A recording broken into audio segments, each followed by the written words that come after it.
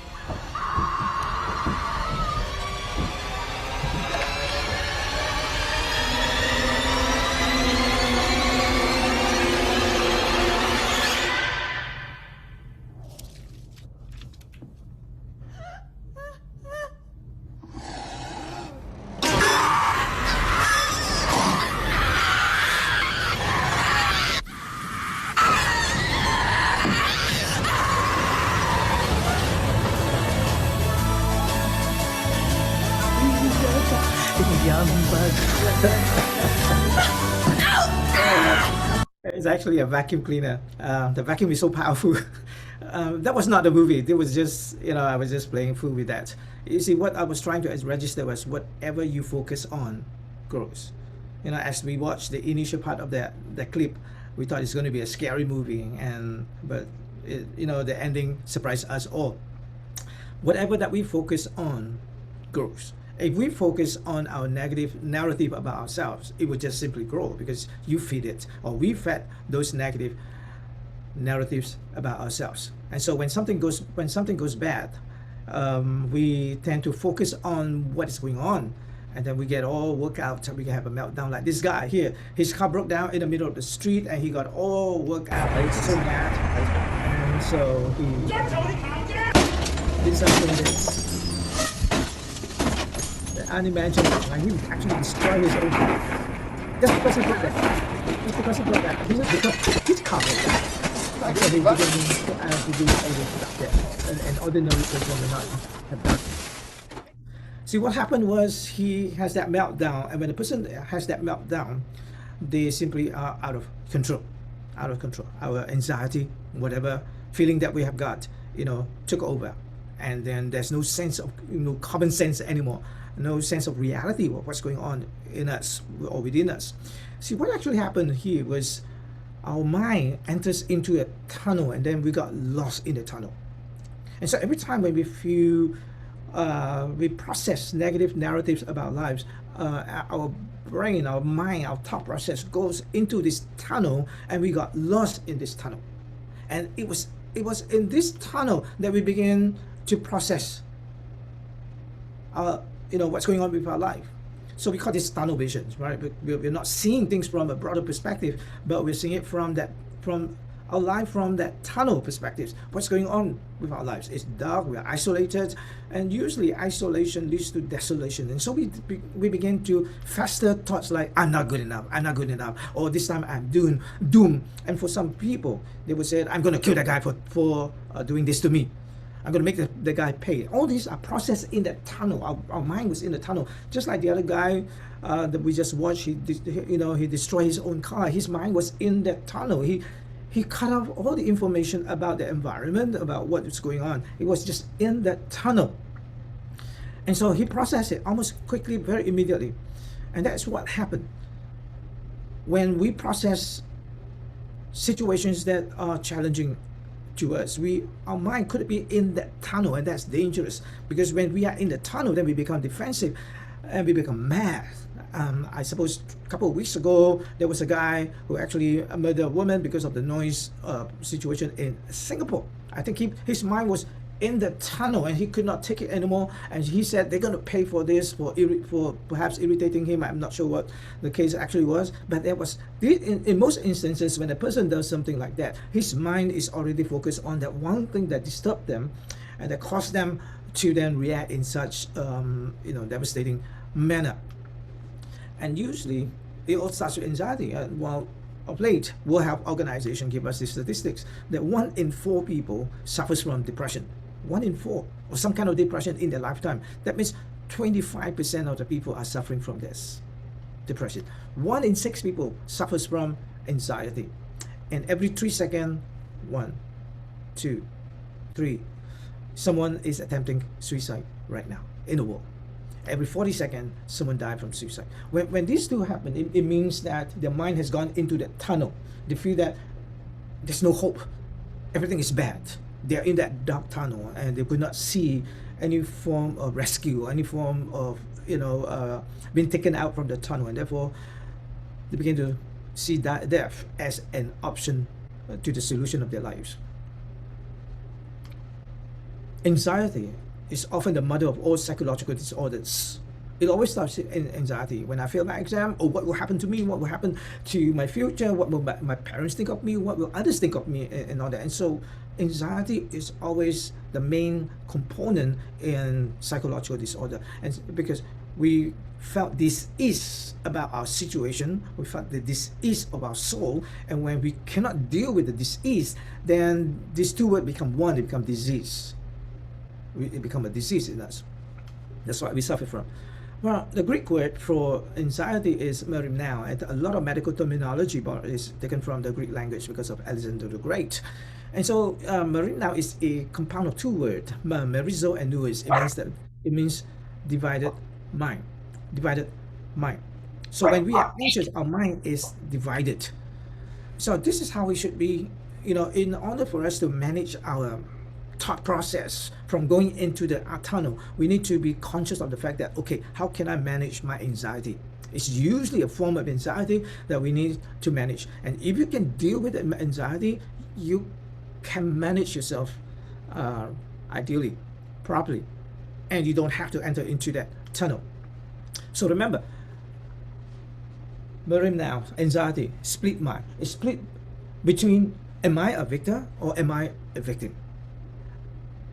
So our mind is split between these two. We are fighting these two. How can I be a victim? How can I overcome this situation? Or am I that victim? And why am I always that victim? And why such things always happen to me? And when we have those narratives, why do these things happen to me? What's wrong with me and all that? So this is where the battle is. And when our victim mindset becomes stronger, then it overwhelms us. And then now we have that victimized character, that victimized mindset, and this is how we deal with our life. What's wrong with me? Why am I always a victim and all that? Now, to deal with this, we need to learn how to resolve this. Like anxiety, The word for anxiety is marine now. It means split mind. So in order not to split the mind, then we need to learn how to resolve this by using math. Mathematics is problem solving, and so is psychology. Psychology is all about problem solving, trying to find solutions to a person's challenge. And so from this split mind, we then convert this into a math solution, convert this into an X and Y theory, right? And at this point, we think about all this. I cannot handle this. I'm doomed. I'm overwhelmed. When our victimized mindset overpower everything else in our life. So to change this, we need to convert this into a mathematical formula: Y and X. Y and X. As I mentioned, math is problem solving, and so is psychology. And so right in the middle is our crisis. Right in the middle is our crisis, and we launch into our y-axis immediately when we have negative bias about our situation and about ourselves.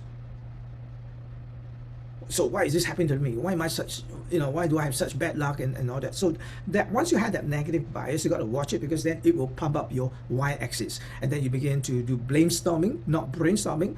Who to blame for this problem, and who caused this problem? Am I always the one who's causing this problem, or someone else? And this result in our action. And so, like the man who destroyed his own car, he has that negative bias. Why my car, break down in the middle of the road, and begin to blame others. He calls on the phone to try and resolve things, but then the resulting action speak otherwise. It all because it starts with that negative bias here, that negative bias. And as a result of this, when our Y is high and we have no X in our life, that means that's the reason for our stress and our anxieties. 99.9% of our stress and our anxiety is because of this. Our Y-axis is much higher than our X-axis. So it becomes imbalanced. As a result of this, we fuse ourselves with our problem. Very often patients come to me and ask, Doc, I am depressed. I'm anxious. I would stop them and say, okay, gentlemen, wait. The name that you fill up on the form is Tommy. Since when you change your name to depressed, to anxious? So we tend to identify ourselves with our pain. If Tommy becomes the disease, how can the disease fight the disease? So we have to learn to dichotomize it and dichotomize within ourselves and our pain. Okay, I am Tommy, I'm struggling with this. Okay, now I can fight this. But if I am now depressed, the disease itself, it's almost impossible for me to deal with the disease that I'm suffering from. So now many of my patients, many of us, because of this negative narrative, we begin to fuse ourselves with the pain because we are conned into fusing. Right, that's where you have confused. That's the word. You are conned into fusing yourself with the pain, and the result is that we feel anxious, we are bruised, we are cynical, we are disturbed, we are enslaved, and then we have this reaction of whether we fight, we flight, or we freeze. And when we don't have any access to deal with our pain, so many people go in this cycle of problem that they cannot get out of. So the resultant action then create more crisis, create more negative biases. More negative biases begin to create more blame storming, and usually they blame themselves, and that would be the worst thing, when they blame themselves, and there's nothing within them to deal with their challenges. And so people who struggles with psychological pain are unaware, they are unconscious about this, but they then percolate in this cycle. So they go through all this, they become more anxious, they're bruised, they're cynical about life, they don't accept any positivity in their lives, or words of encouragement from others, because they're disturbed in their mind, they're enslaved to the problem and to this, and therefore they're often on the head trigger to a meltdown. They are on a head trigger to a meltdown because when you are in this, when a person is percolating in this cycle, they are listening through their triggers. They're not listening with wisdom and with the years to know what's going on. They are just listening through their triggers. And when they are listening to their triggers, they are just looking out for words, for things, for expression of others, to just look for that confirmation bias that problem will come to them. And then when that, whatever that they were looking for, remember, whatever you focus on grows. And when they confirm that, okay, this is bad, I'm lousy, I'm stupid, and then they're going to go back into this cycle. And many times I have to treat people and say, look, this is not the way of life. this is not the way to live our life. And so we need to have our X to balance, this matrix here. And so that's an equation I often give to patients of mine. I say, okay, we have this equation here, B plus I plus G equals Victor. So you got to be big. You got to be bigger than your problem, right? So these are the three things that we need to learn about ourselves and establish ourselves so that we can be a victor instead of being a victim. So what is B? B is that strong belief in ourselves. Belief is more than just a feeling. It is a powerful force. It is a powerful force. It shapes how we see the world, or how we see ourselves, and how we respond to life challenges. The old ancient proverb says, be careful what you think, because your thoughts run your life. We basically, our brain is a sponge. It collects experiences, learning experiences, information. However, usually the negative information tend to stay more than the positive ones. And the more negative information that our brain takes in, then it becomes that tank that will then that tank that we draw from in order to survive in this life. And so when our brain is so packed with negative experiences, it's naturally our reaction is negative. And according to right. So that's what today I'm going to be showing Zaza how Dad is going to be brushing his hair. So first,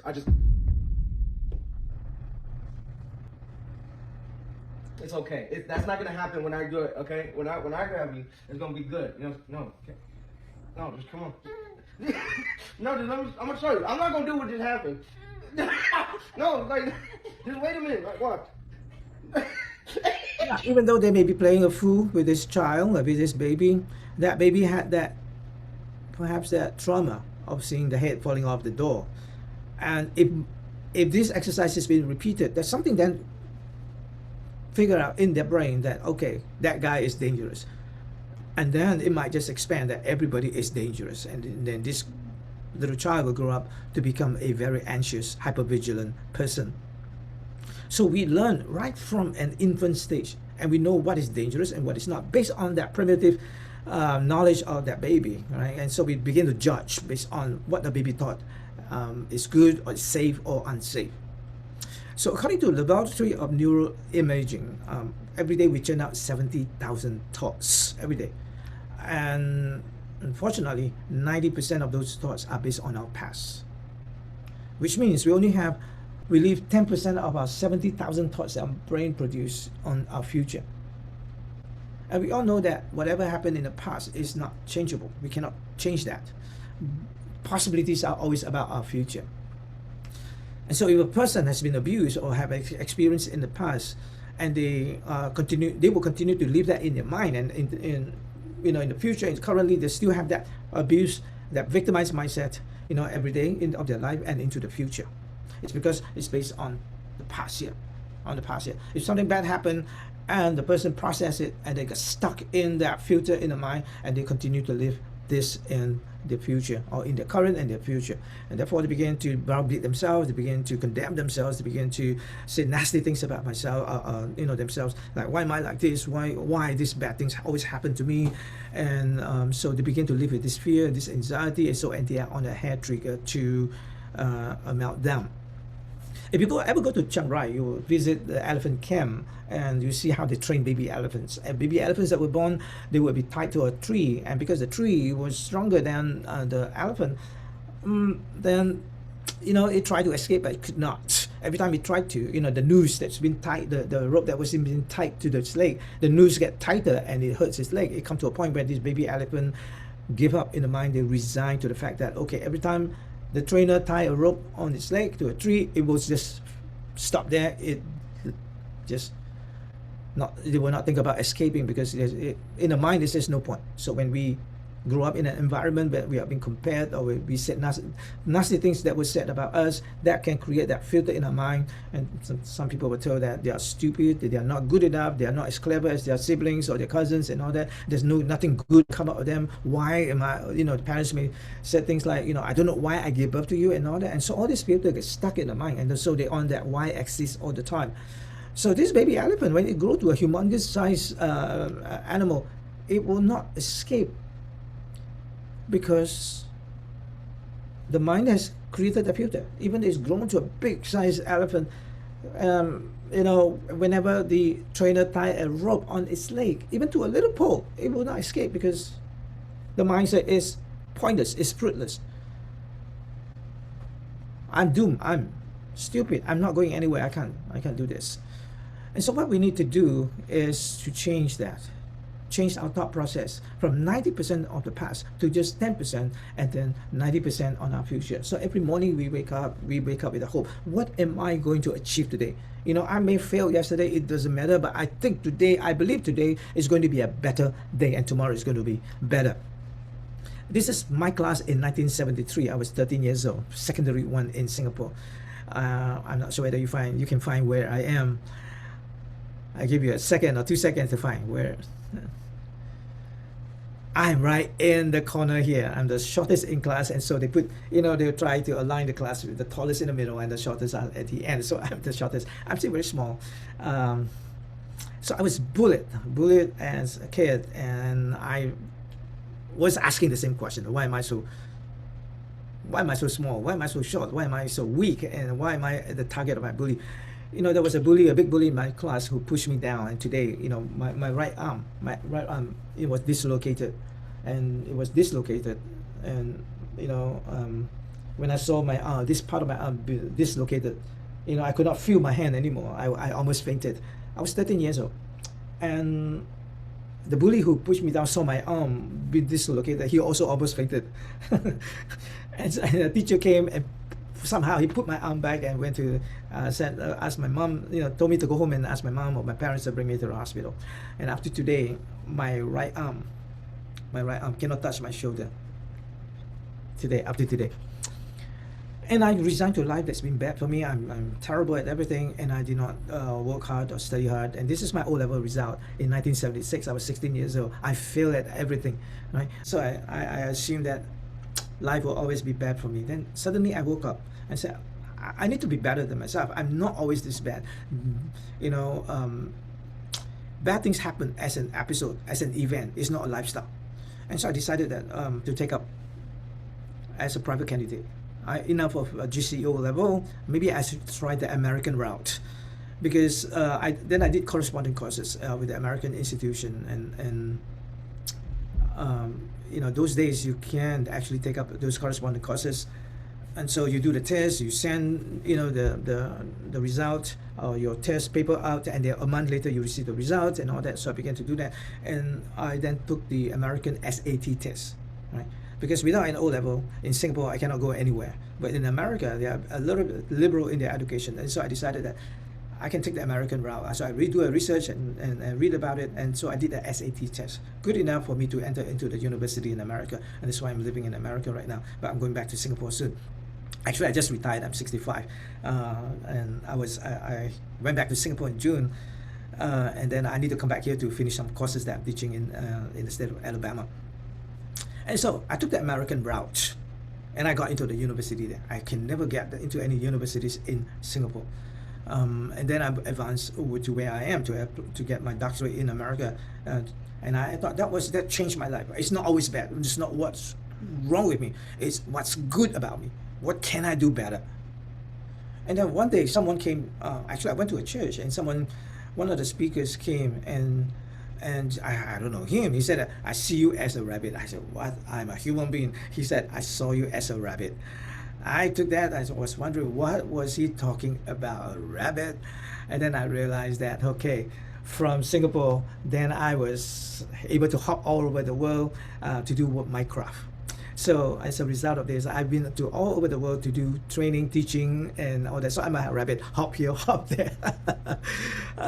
So in America, I had the privilege of speaking at this Smoky Mountain Center for the Performing Arts, and in Europe, I spoke in a convention there, and in Malaysia, I taught the psychiatrists there, and then I'm also one of the TEDx speaker.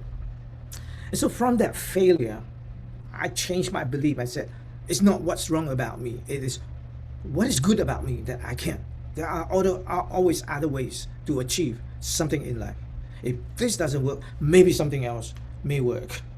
Being short has an advantage. We all go through national service, and we have this thing called lock PT. We all carry a lock. Maybe all 6-7 of us will carry a lock. And usually my friend, in the army, in the platoon, would say that the lock is heavy. I said, no, it's not heavy. It's never heavy, because the tallest one will carry the weight. The shortest one is only have to, I just need to lift the lock with just my finger, because it hardly touched my shoulder. So it has its advantage too. It's not what's wrong with me, it's what's good about me. And so when they were carrying the log, everybody was like, oh, it's heavy, it's heavy. I was like cheerleader, come on man, it's not heavy at all. Come on, we can do that. And when the physical training instructor said, okay, lift it up, it's even better for me, because I could not even reach, because the tallest guy will always be the one having to lift up the log. And so yes, it's advantages in all our weaknesses. And so now I live in America. I'm always the smallest guy. This is the tallest man I ever met. These are my staff here.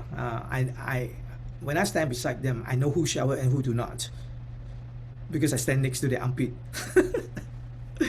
And they didn't know the power of the chili party. The smaller the chili, the more potent it is.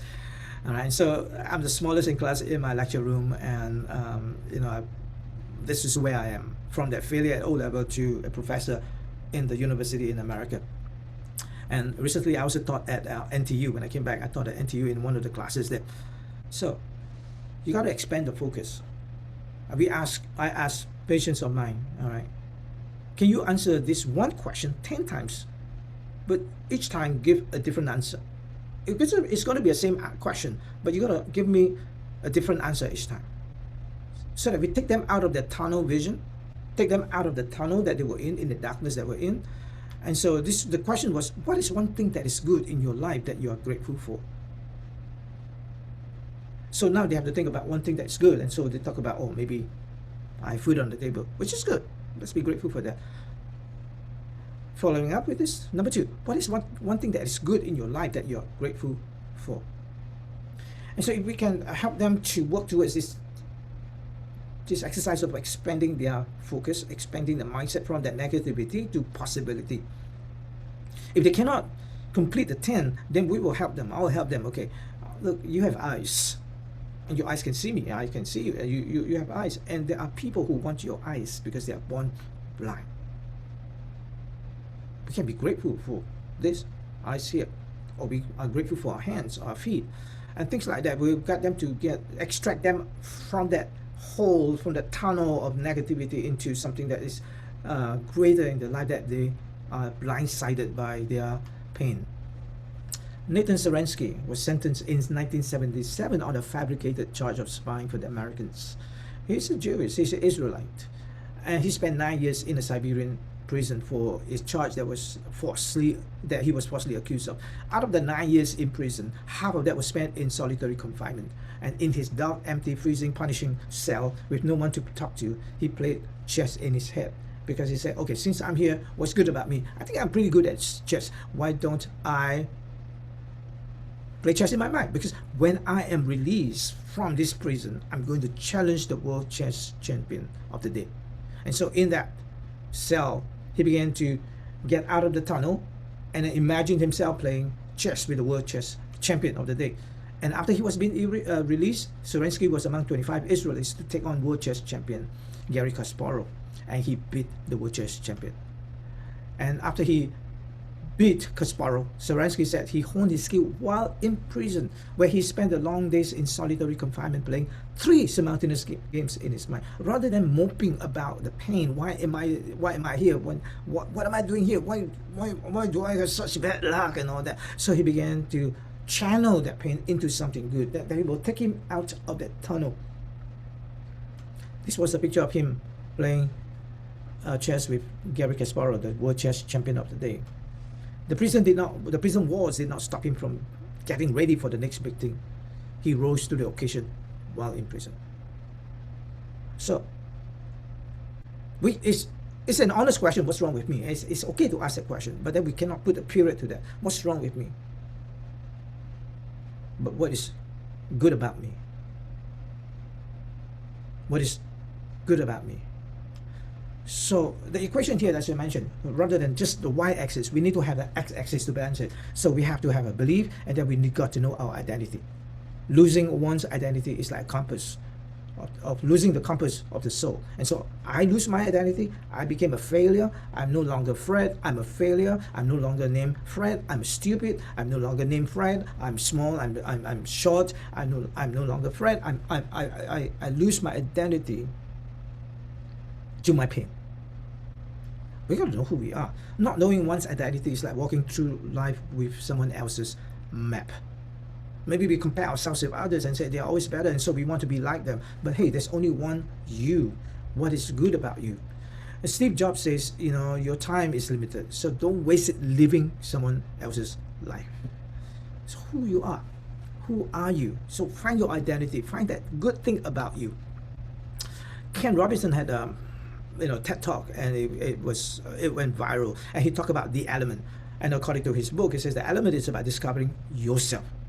And you can't do this if you're trapped in a compulsion to conform.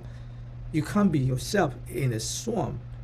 And so our failure is based on what the world said is good, and how we then see ourselves, right? The world said, this is good, I am not that standard, therefore I fail. No, we got to find who we are. We got to find who we are and what we are good at. So in this element, it has this component. To find our element, it has two components. Number one is our passion, what we are passionate about, and then what we are proficient about. So if what we are passionate about and we are proficient with that, that's where we find our element, right? And the closer these two fuse together, the better our element. This is where we find our identity. If I love music, I play the guitar, but I'm not good enough. I'm not proficient enough for people to pay me to, to be entertained, and so it's like a hobby to me. I'm not good enough in that field, and we have to understand that. So I decided that, okay, I want to be a psychologist. And in order for me to be qualified as a psychologist, I need to be proficient in the skill and to be qualified. I wanted to be a psychologist because my grandfather, when I was growing up, was institutionalized because he was suffering from delusion and schizophrenia and all that. He was tortured by the Japanese soldier and his mind went.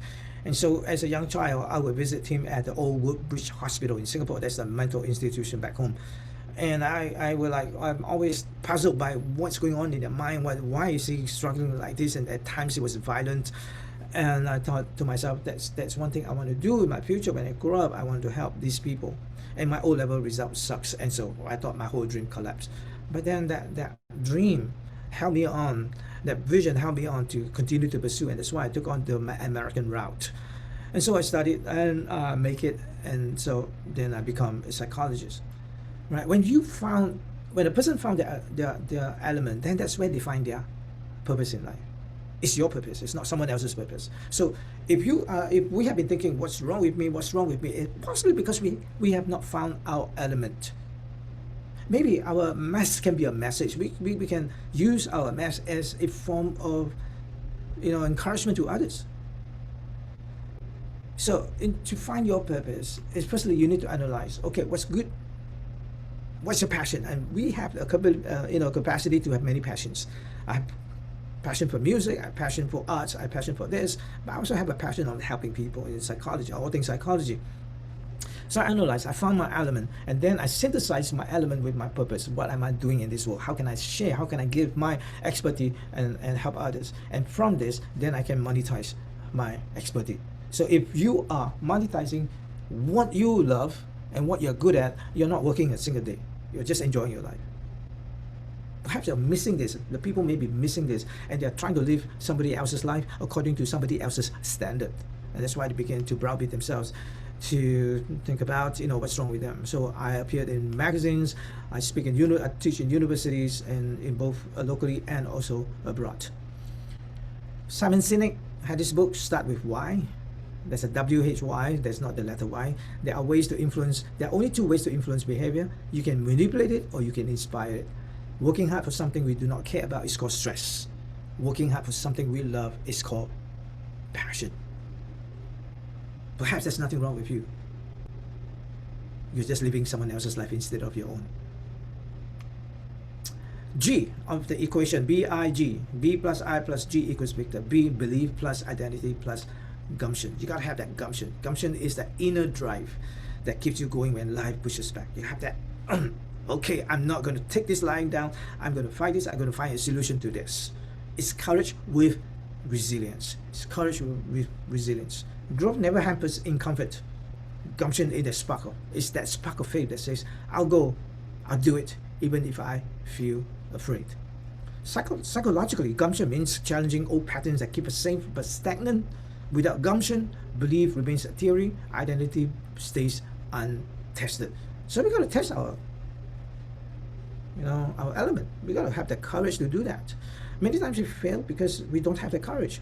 Well, according to Dr. Thomas Komora Premusic, he wrote this book after decades of research about confidence, and of which he discovered that confidence is virtually worthless.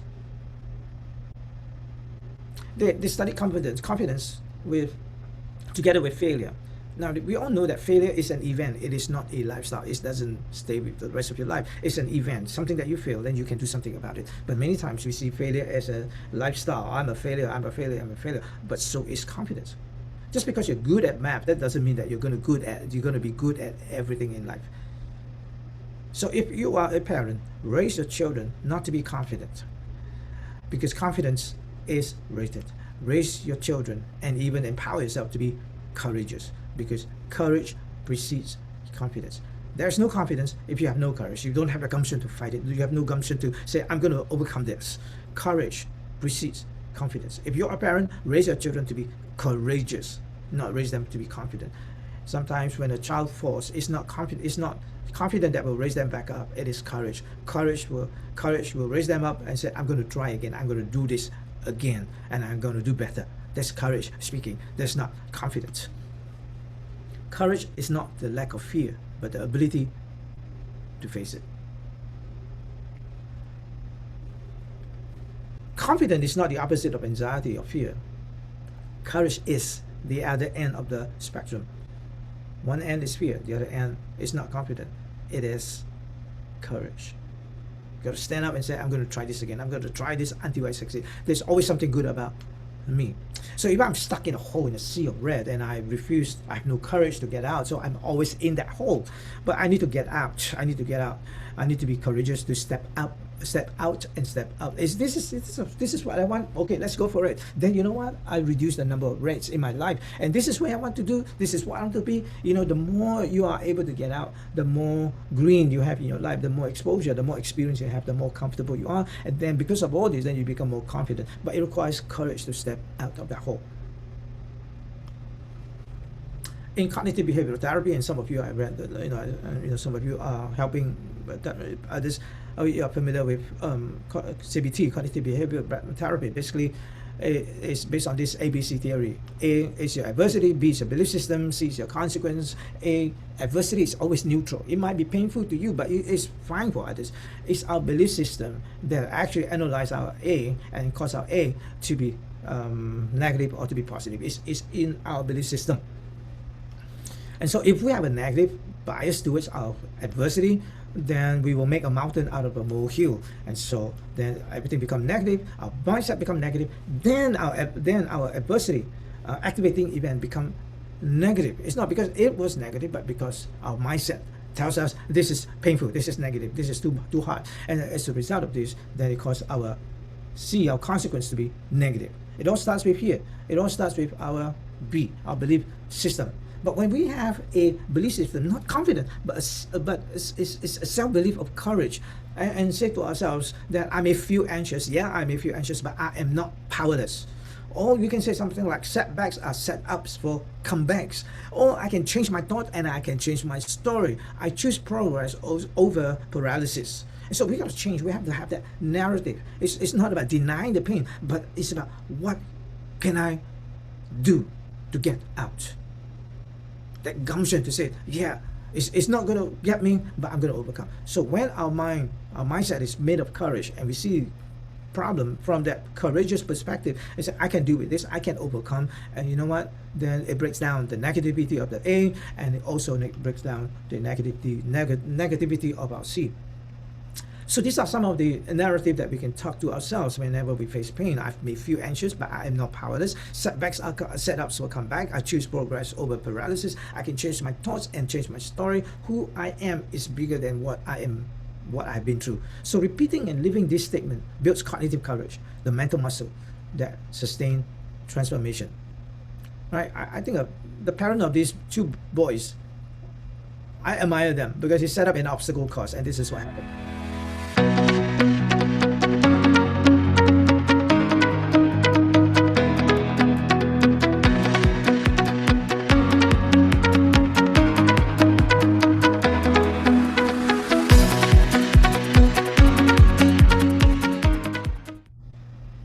So this little child, this little boy will live with a Y, and the boy that got out will live with the X. So it's our belief system. Am I stuck here, or can I do something about it? Let's have an example here. If you are having a lunch with a group of friends and someone new came in and joined, and he sat next to you, you introduce yourself and say, "Hi, I'm Fred. How are you?" And this guy just look at you and ignore you. And in your B, you say, "He's rude. He's insulting me by ignoring me." And so we have all these four responses as far as our emotions is concerned. When I have these thoughts, I will be angry. I will be angry. He's rude. I'm trying to befriend him. I'm trying to be friendly, and yet he just ignored me. Now, without changing this guy, let me change my belief system. I must be a boring person. I must be so boring. Gosh, what's wrong with me? Then my consequence changed. Instead of being angry, I am now sad. I did not change the guy who ignored me. I just changed my thoughts. Now my emotions change. Maybe, I changed my thoughts again. Maybe James has issue with autistic spectrum disorder. And 2 minutes ago, I was angry. 1 minute ago, I was sad. But when I think about maybe this guy have ASD, you know what? Now I'm caring. So it's not about that guy. It's about my thought process that changed my C. So in other words, if we have one A, and we can create a variety, a variance of B's, and we can choose our B's, then we can choose our C's. We can choose our C's. So, but if we have only one B, that there's this the route, is rude, is insulting me, and then my outcome would be anger. But if I can choose my C, if I can create in my mind my B's, right, there could be more than what is going on, and so then I can really choose my C's. So these are choices that we can create in our thought process. Then this will create the changes. That's what cognitive behavior therapy is all about. Someone who wrote this on the internet and startup, I think it's a young lady, she said, "I am very ugly. So don't try to convince me that I'm a very beautiful person, because at the end of the day, I hate myself in every single way, and I'm not going to lie to myself by saying there is beauty inside of me that matters. So rest assured, I will remind myself that I'm a worthless, terrible person. Nothing you say will make me believe that I still deserve love, because no matter what, I am not good enough to be loved, and I'm in no position to believe that beauty does exist within me, because whenever I look in the mirror, I always think, am I as ugly as people say?" Pretty depressive. But if we can turn this around by reading from the bottom up, so am I as ugly as people say?